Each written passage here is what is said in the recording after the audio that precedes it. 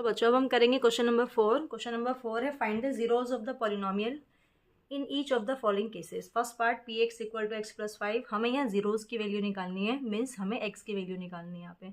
तो जीरोज की वैल्यू निकालनी है, इट मीन्स कि हमारा जो पॉलिनोमियल है वो जीरोज के इक्वल होगा। ठीक है, यहाँ से हम वेरिएबल की वैल्यू निकालते हैं, प्लस का 5 इधर आएगा तो माइनस का 5। फर्स्ट पार्ट हो गया हमारा। सेकेंड पार्ट है हमारा P X is equal to X minus 5, ये हमारा पॉलिनोमियल है x माइनस 5, हमें जीरोज़ की वैल्यू निकालनी है।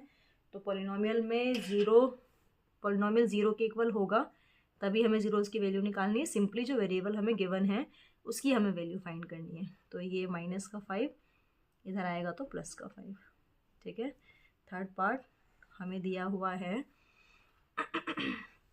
P X is equal to 2x plus 5, इसको भी हम जीरो के इक्वल रखेंगे। तो 2x प्लस का 5 इधर आएगा माइनस में, x की वैल्यू निकालनी है हमें, -5/2। फोर्थ पार्ट हमें दिया है P X is equal to 3x minus 2। तो पूरे पॉलिनोमियल की जो वैल्यू है वो ज़ीरो की इक्वल होगी।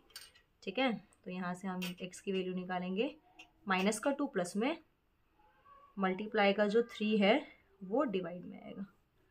ठीक है, तो ये फिफ्थ पार्ट हमें दिया हुआ है P X is equal to 3x equal में 0।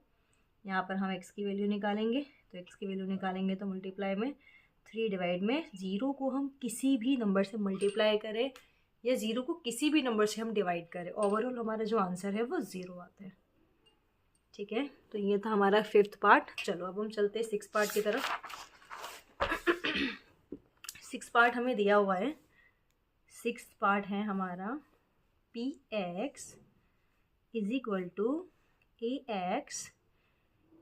X is not equal to 0। इसका मतलब है जो x की वैल्यू है वो 0 के इक्वल नहीं आनी चाहिए। ठीक है, x is not equal to 0, यहाँ पर आएगा a is not equal to 0। ठीक है, a की वैल्यू 0 के इक्वल नहीं है, तो ax इक्वल 0, x की वैल्यू निकालनी है हमें। तो यहाँ से x की जो वैल्यू है वो 0 के इक्वल आएगी। पार्ट नंबर जो 7th है वो हमें दिया हुआ है P X is equal to C X plus D, c is not equal to 0,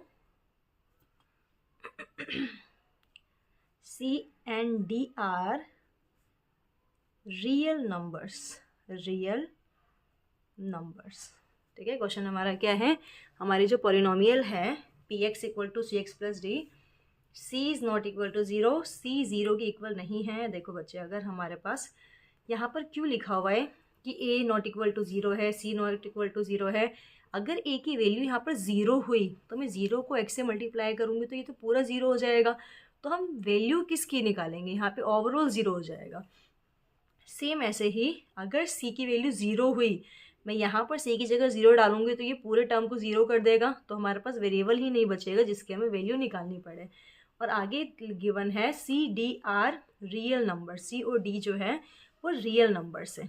ठीक है, तो यहाँ से हम इसको सॉल्व करते हैं, d इज इक्वल टू 0, तो सी एक्स प्लस का d माइनस में आ जाएगा हमारा। ठीक है, और x की वैल्यू हम निकालेंगे तो -d/c। तो ये है हमारा लास्ट क्वेश्चन इस एक्सरसाइज का।